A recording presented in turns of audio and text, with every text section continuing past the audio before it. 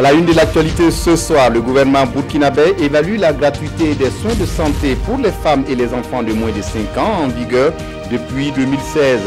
S'il y a certes des acquis, le gouvernement reconnaît qu'il subsiste encore de mauvaises pratiques qui consistent à faire payer les soins de santé par les populations dispensées. Mais concrètement, quels sont les résultats déjà visibles sur le terrain? On en parle dans ce journal. Dans ce journal également, agir avec la nature et non contre elle. La campagne 2017 de reforestation vient d'être lancée ce mardi à Lumbila. Cette année, 11,5 millions de plants sont prévus pour être mis en terre. Tirant leçon du passé, des mesures drastiques sont prises pour garantir la survie des plants. Quelles sont ces mesures? Des détails à suivre dans cette édition. Dans cette édition, à l'étranger en France, les deux leaders rivaux de Libye, Fayez al-Sarraj et Khalifa Haftar, sont parvenus ce mardi à un accord conjoint. Ils s'engagent à un cessez-le-feu et à des élections rapides pour sortir leur pays du chaos. Ce sont là les titres du 20h. Mesdames, Messieurs, bonsoir. De ravi de vous retrouver. Mais d'abord, pour commencer, direction Kossiam, où le commandant de la force Barkhane en fin de mission est reçu par le président du Faso. Le général François-Xavier Le Pellotier de Walmont est allé échanger avec Rochmark Christian Kaboré de sa mission. Il aura de son avis contribué à la sécurisation dans le nord du Mali, mais aussi dans la sous-région. À sa sortie d'audience, il s'est confié à Jean-Eudes Bayala et Bouma Ernest Nebié. Le commandant de la force Barkhane, Xavier de Walmont, en fin de mission, est venu dire au revoir au président du Faso, Rochmark Christian Kaboré, un commandant sortant qui a à ses côtés son successeur immédiat, le général Bruno Guibert. Il y a un changement, c'est pour ça que nous sommes deux aujourd'hui. Donc c'est une mission qui dure 1 an, donc moi je pars au bout d'1 an, et le général Guibert, ici présent, va prendre le commandement dans les jours qui viennent. Et c'est pour ça que d'ailleurs qu'on fait cette tournée à deux, pour se présenter, pour dire au revoir pour ma part, et puis pour se présenter auprès des autorités militaires.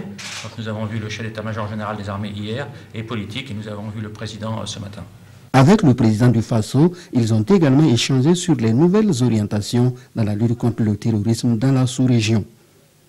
Vous savez qu'il y a un grand projet dans le G5 qu'on appelle la force conjointe.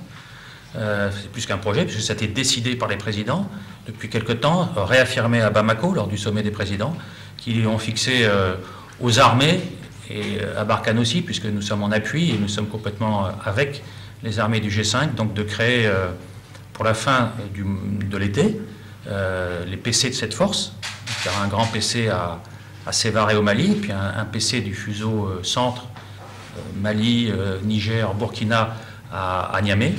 Et au-delà des PC, c'est important les PC, mais au-delà des PC, ce qui compte, c'est les opérations. Et donc, sans vous donner une date, parce que ça doit garder tout ça un peu secret, assez rapidement, il y aura une grande opération qui sera conduite dirigée par les PC de cette force conjointe. Voilà.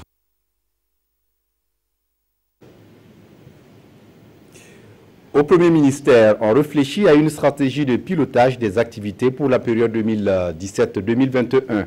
Le chef du gouvernement burkinabé à cet effet a rencontré ses collaborateurs et autres services rattachés pour discuter donc des défis à relever dans le cadre de la coordination de l'action gouvernementale. Des détails avec Zalissa Sanfo. On va échanger sur de grandes lignes. Le Premier ministre, dans un face-à-face avec ses collaborateurs sans langue de bois, autour du thème « Renforcer les capacités du Premier ministère pour une coordination efficace de l'action gouvernementale dans un contexte de mise en œuvre du PNDS ». De cette rencontre naîtra un plan stratégique de référence pour le pilotage des activités de la primature au cours de la période 2017-2021. Ce plan se veut être une boussole qui guidera les actions du Premier ministère pour une coordination parfaite de l'action gouvernementale. Cette rencontre est aussi un cadre pour les travailleurs d'exprimer leurs difficultés à leurs premiers responsables pour que des solutions soient trouvées et leur permettent de mieux accomplir leur mission. Mais d'ores et déjà, le Premier ministre a dit toute sa satisfaction à l'ensemble de ses collaborateurs pour les résultats, telle la mise en œuvre du PNDS, l'organisation du traité d'amitié et de coopération Côte d'Ivoire-Burkina, le dialogue installé et conduit avec les syndicats, et même plus encore. Et c'est dans ce contexte que la communication autour de l'action gouvernementale doit être efficace. Une efficacité qui s'appuie sur la synergie entre les directeurs de communication des ministères, mais aussi le service d'information du gouvernement. Le ministre porte-parole du gouvernement a rencontré ces acteurs cet après-midi pour un cadrage autour de la communication gouvernementale. Explication avec Salif Belem et Aruna Mari.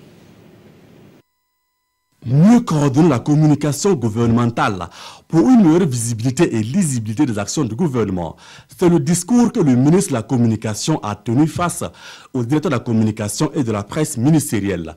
Pour Rémi Fulgence Dandionou, trop de communication brouille le message gouvernemental et le déficit d'information peut faire place aux rumeurs.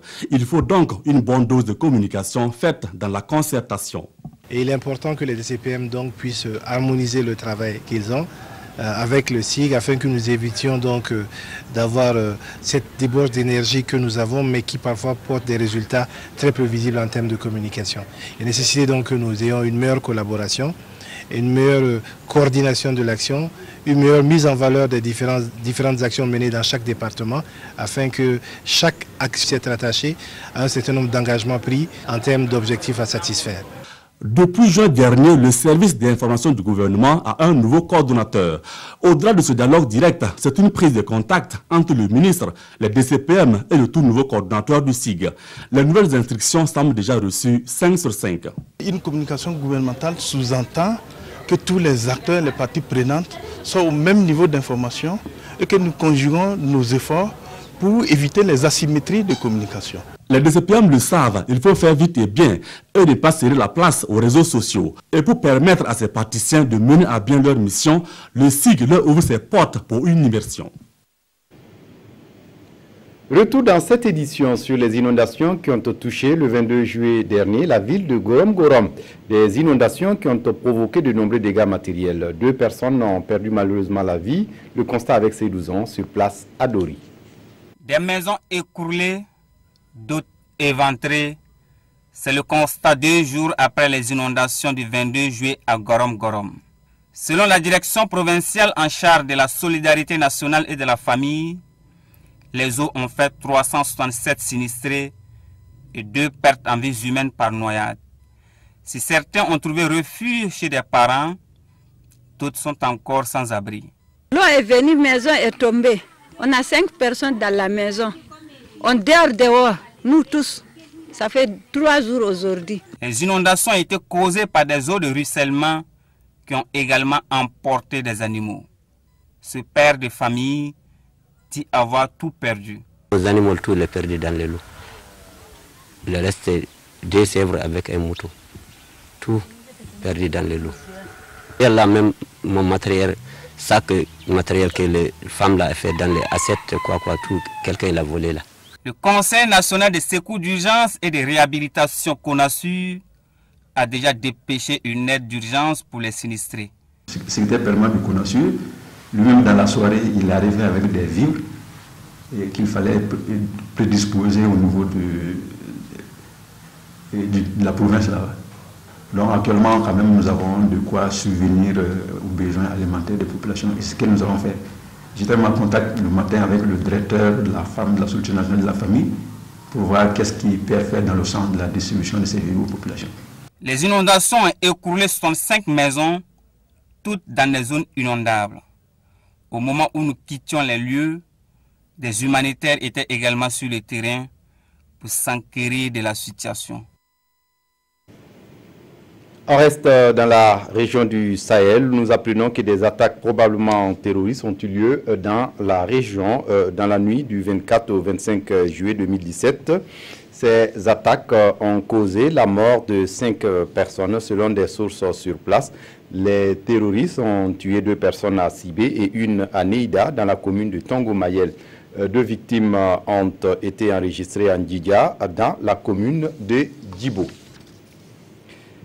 La Banque mondiale vient de prêter au Burkina Faso environ 30 milliards de francs CFA pour améliorer la productivité et de la commercialisation et de la production animale non pastorale. La signature de l'accord de prêt est intervenue ce mardi en présence de Nathalie Sawargo. L'élevage, 3e produit d'exportation du Burkina Faso après l'or et le coton. Ce secteur, longtemps resté sans financement, selon le représentant de la Banque mondiale, connaîtra un grand essor dans les jours à venir. En témoigne cet échange de notes entre le ministre en charge de l'économie et des finances et le représentant de la Banque mondiale. Un échange qui vaut 30 milliards de francs CFA sous forme de prêts. L'objectif est d'améliorer la productivité et la commercialisation de la production animale, mais aussi renforcer les capacités du Burkina Faso à répondre aux crises affectant le dit secteur. Le PADEL Burkina Faso stimulera le financement du secteur privé par son approche novatrice d'alliances productives pour le développement des principales chaînes de valeur des produits d'élevage. Il contribuera à améliorer l'accès aux services essentiels et aux intrants en vue d'améliorer la productivité de l'élevage. Cet accord de financement du projet d'appui au développement du secteur de l'élevage au Burkina Faso, en abrégé PADELB, vient à point nommé et aura une couverture nationale. Le projet mettra l'accent sur les systèmes sédentaires, non couverts par de place, notamment les principales chaînes de valeur des produits de l'élevage, la viande, le lait et la volaille. Les entreprises attrayantes sur le marché des chaînes de valeur de la production porcine, de l'apiculture et de l'aquaculture sont également éligibles au... Le projet PADELB va durer 5 ans. Il vient en complément au projet régional d'appui au pastoralisme et s'inscrit dans la politique nationale de développement durable de l'élevage pour l'année 2010-2025. Et dans les industries extractives, la mobilisation des recettes fiscales n'est pas gagnée d'avance. C'est pourquoi le Centre de rencontre et d'études des dirigeants des administrations fiscales fait la promotion d'un guide d'aide sur la fiscalité des industries extractives. Et ce sont des formateurs qui sont concernés dans un premier temps par la vulgarisation de son contenu. Mounira Kéré pour les détails. Ces cadres des services fiscaux débattent sur la particularité et le régime fiscal applicable aux industries minières. À cette rencontre, ces experts venus de 13 pays francophones vont aussi trouver des solutions à la viabilité des entreprises minières en rendant raisonnables les taxes prélevées sur celles-ci. Ce séminaire du CREDAF, le Centre des ressources et d'études des dirigeants des administrations fiscales, enseigne les participants sur la nécessité de trouver un juste milieu pour rentabiliser davantage la fiscalité des pays membres.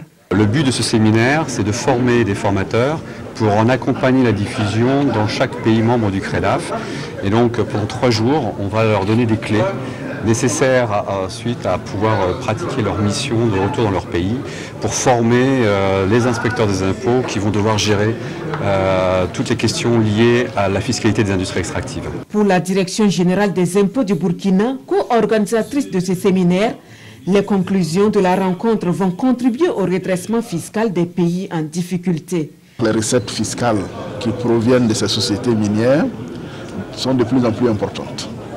Aujourd'hui, c'est environ un quart de nos recettes fiscales qui proviennent de l'industrie minière.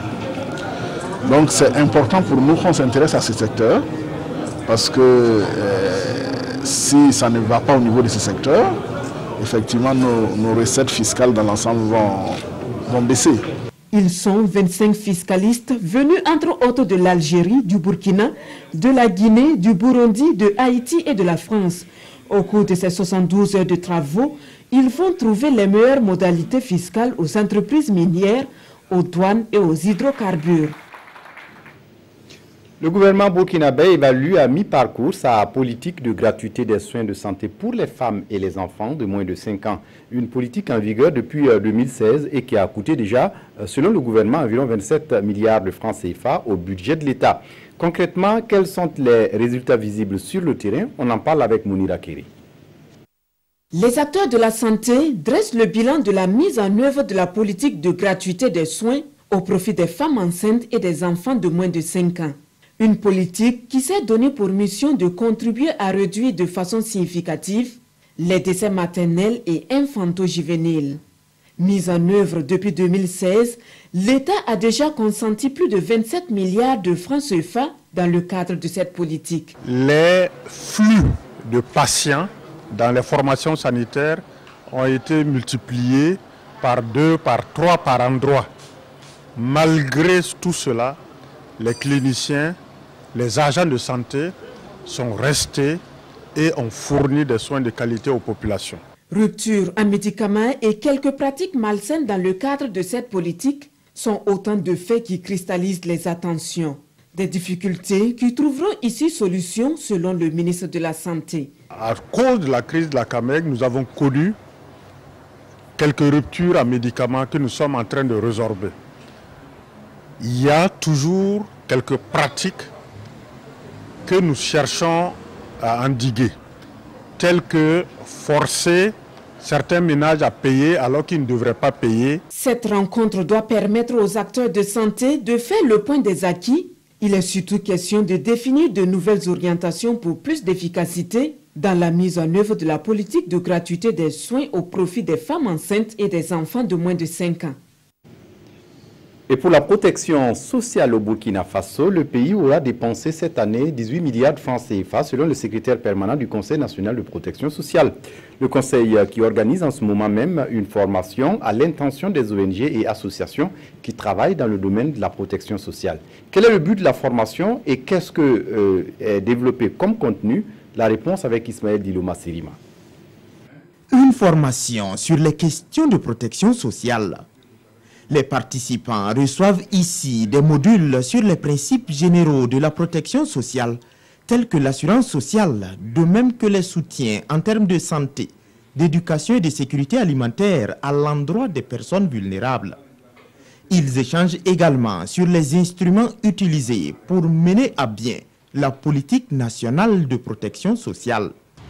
Également aussi des échanges sur la façon dont nous allons élaborer nos documents, notamment le document de planification, rapport, bilan et plan d'action, que c'est important pour nous que nous puissions nous comprendre sur les concepts, sur les différents termes. Et quand on rentre, c'est plus facile. Mais si on n'arrive pas à bien comprendre les concepts, bon, après on ne se comprend pas. Avant le début de cette formation, le secrétaire permanent du Conseil national de la protection sociale annonce que pour l'année 2017, environ 18 milliards de francs CFA sont programmés pour les ONG et associations pour des activités de protection sociale. Quand vous prenez même la politique, comme je l'ai dit, il y a 6 programmes qui sont menés, 4 programmes spécifiques et 2 programmes d'intervention. On veut vraiment échanger sur ces questions-là afin qu'on puisse davantage se comprendre pour mieux intervenir sur le terrain. Ce séminaire de formation se tiendra en 2 sessions.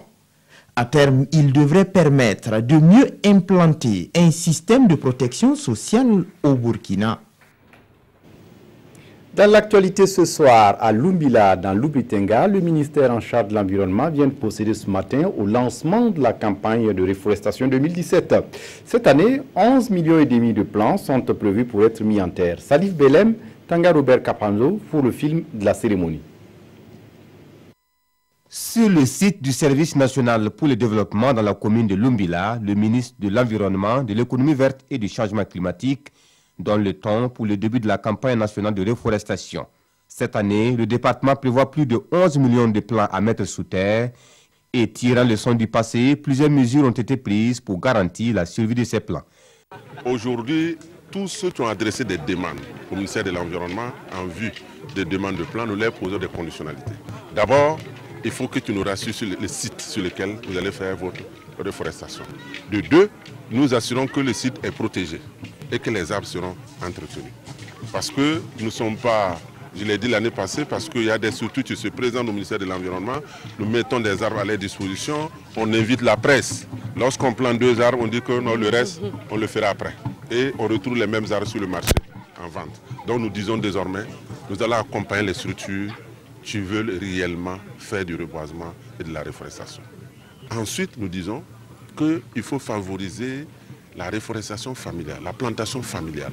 Chez chaque Burkinabé, plante son arbre, l'entretien. Au bout de 10 ans, le Burkina sera une forêt. Autre innovation, l'accent est mis sur les espèces locales du fait de leur capacité d'adaptation aux conditions climatiques et de générer des ressources dans le futur, d'où le thème de cette campagne, promouvoir les espèces locales pour le développement d'une économie verte au Burkina Faso. Cette cérémonie de lancement est donc une invite à chaque service à reboiser dans les sites appropriés et surtout à chaque Burkinabé de faire le sien le slogan agir avec la nature et non contre elle en plantant un arbre. Tout commence par l'enseignant et c'est la pièce centrale pour bâtir une nouvelle école dans le Burkina Nouveau. C'est en ces termes que Salif Diallo, le président de l'Assemblée nationale, par ailleurs parrain de la sortie officielle des élèves maîtres des ENEP du Burkina, des écoles nationales des enseignants du primaire, a encouragé ses filleuls. Ils sont cette année environ plus de 5000 stagiaires à avoir achevé leur formation dans ces ENEP. Désormais aptes à faire leur premier pas dans l'éducation nationale, ils s'engagent à servir partout où le devoir les appelle. Le film de la cérémonie avec Bernard Diasso. Au terme de 2 années de formation, ils sont 5074 élèves maîtres, aptes à faire leur premier pas dans le sacerdoce de l'éducation. Engagés, déterminés et prêts à relever les défis partout où ils seront affectés, ces institutrices et instituteurs adjoints certifiés s'engagent à combattre l'ignorance et l'obscurantisme. Monsieur le ministre, nous ne vous désirons pas. Nous ne désirons ni élèves, ni parents d'élèves, ni personne dans notre cher pays. Notre engagement à servir la nation est conscient et total. Cependant, ils ont relevé des difficultés rencontrées au cours de leur stage pratique et émis des doléances. Que j'ai bien pris note des doléances qui ont été faites ici. J'ai déjà instruit la DRH depuis l'année dernière que les mandatements doivent se faire au plus tard à fin septembre. Pour ce qui est des humiliations qu'ils ont subies, je les déplore et je voudrais ici leur présenter mes excuses. Au regard des exigences du métier, le parrain a prodigué des conseils à ses filleuls. Tout commence par l'enseignant. Si nous voulons bâtir une nouvelle école pour le Burkina Faso nouveau, il nous faut des enseignants engagés, patriotes, qui ont à cœur de donner à ce pays non seulement le savoir, mais le savoir-faire et le savoir-être. En 2016-2017, 5800 enseignants ont été recrutés et engagés au ministère de l'Éducation nationale. Et pour l'année 2017-2018, ce département ministériel envisage recruter 5890. À Bobo Dioulasso, après 3 mois de formation militaire initiale, 750 jeunes ont reçu leur passant ce vendredi 21 juillet et désormais aptes à suivre la formation de gendarmes. Ces élèves sous-officiers s'engagent solennellement à respecter et honorer la profession. Kadourou Menki. 750 élèves sous-officiers de la gendarmerie nationale reçoivent ici leurs passants. Une cérémonie qui marque la fin de leur formation militaire initiale de 3 mois. Et aujourd'hui, ils sont aptes à intégrer les rangs de la gendarmerie. Ces élèves sous-officiers plutôt que vous avez vus aujourd'hui ne sont plus les jeunes gens d'hier. En termes de comportement, il y a beaucoup de changements. Parce que ils ont appris beaucoup de choses.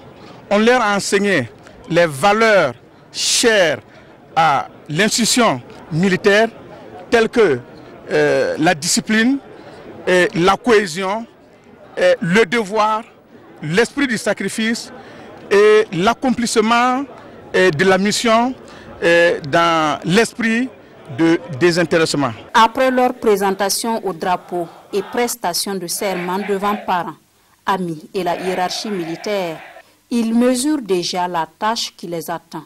C'est un engagement en ce sens que j'invite mes promotionnaires à travailler davantage et à rester dans les rangs. Continuer à respecter les règlements intérieurs de l'école. C'est un grand jour pour moi, en ce sens que je suis très fière de porter le passant d'élèves sous-officiers de première année de gendarmerie et d'appartenir à la grande famille militaire. En élèves gendarmes, ils poursuivront leur formation à l'École nationale de la gendarmerie. La loyauté, le sens du devoir et du sacrifice sont des valeurs qui guident leur formation et leurs actions. À l'étranger, ce mardi près de Paris, les 2 leaders rivaux de Libye, Fayez al-Sarraj et Khalifa Haftar, sont parvenus à un accord conjoint.